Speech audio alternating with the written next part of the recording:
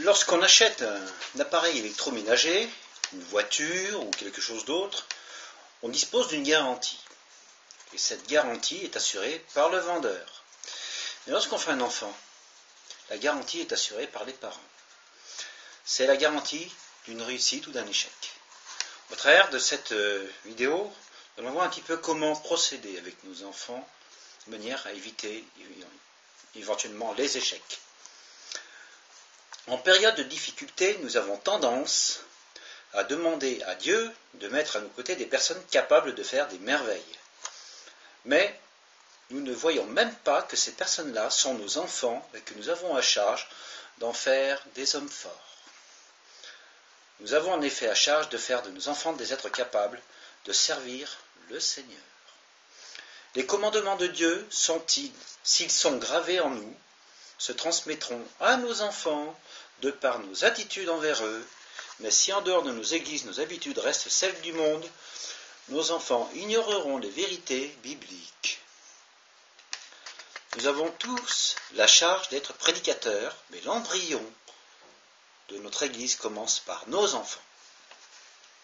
Le changement doit pour cela s'opérer au-dedans de nous-mêmes, puis le fruit de ce changement se verra au sein de notre propre famille.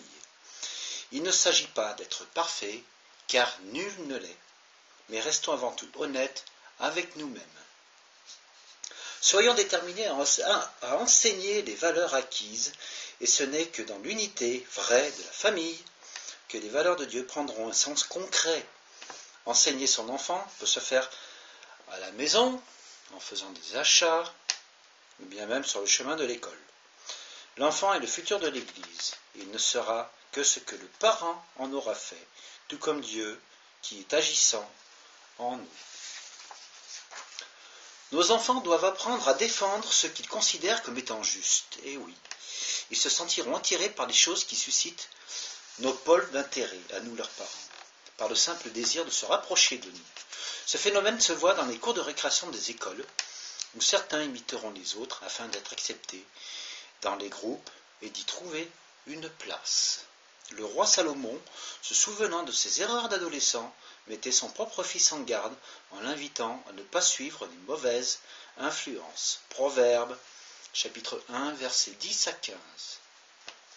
Afin que nos enfants puissent être en mesure de se défendre et de défendre la cause de leur foi en Christ, nous avons à charge de leur expliquer les valeurs de l'amitié. Les vrais amis défendent ensemble les valeurs qu'ils ont en commun. Et ceux qui les entraînent vers une mauvaise pente sont à reprendre avec sagesse ou à fuir. Ils doivent savoir également que toute conséquence est liée à un acte. Si on sème les désirs de l'homme, le fruit sera la destruction. Mais si on sème l'amour de Dieu, la récolte sera abondante de bénédiction. Galates chapitre 6, versets 7 à 8. Ne soyons pas toujours là à les couvrir, mais laissons nos enfants faire leurs propres erreurs, car c'est au travers de l'échec que l'expérience de la réussite s'apprend. Nos enfants ne sont pas des héros, ils ne sont que la suite de ce que nous leur apportons en enseignement. Le vrai héros restera toujours notre Seigneur. Mettons tout en œuvre afin de garder nos enfants sur le bon chemin, et restons fermes tout en agissant avec amour. Apprenons-leur que les épreuves ne sont pas un rejet ou un oubli de Dieu à leur égard, mais plutôt une source de fortification. Proverbes chapitre 3, versets 11 à 12 nous rappelle que Dieu nous a instruits, que ses avertissements sont des bénédictions et qu'il nous met à l'épreuve par amour. Aider nos enfants à comprendre ces choses implique forcément une compréhension et une mise en application pour nous-mêmes. Ajustons donc notre discipline sans aller dans l'excès et restons fermes dans notre exemple de vie chrétienne. Ce qu'on a refusé aujourd'hui pour de nobles raisons ne doit pas être accepté pour le lendemain, car l'autorité parentale n'est pas négociable. Menacer ses enfants est une erreur, car on ne fera que placer des barrières entre eux et nous. La mise en garde concernant les conséquences de leurs agissements futurs sera pour eux comme une lumière sur leur parcours de vie. Romains chapitre 13 verset 1 nous rappelle que nous sommes l'autorité, nous les parents. Sachons être bons pour nos enfants et être un modèle de respect envers les autorités mises en place par nos gouvernements, car nous sommes appelés à être des exemples pour eux. N'ayons pas peur de parler de nos échecs ainsi que de nos expériences, car notre témoignage ne pourra qu'édifier nos enfants. Des parents qui marchent avec Dieu resteront toujours le plus beau témoignage. La tentation sera inévitable pour nos enfants.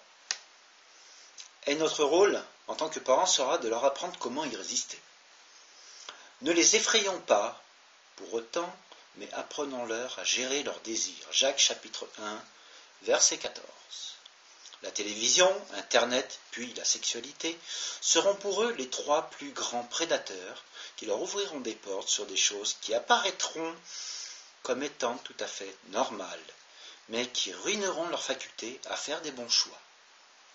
Si nous négligeons d'apprendre à nos enfants les choses telles que la sexualité, ils seront alors en proie de trouver les réponses dans le monde.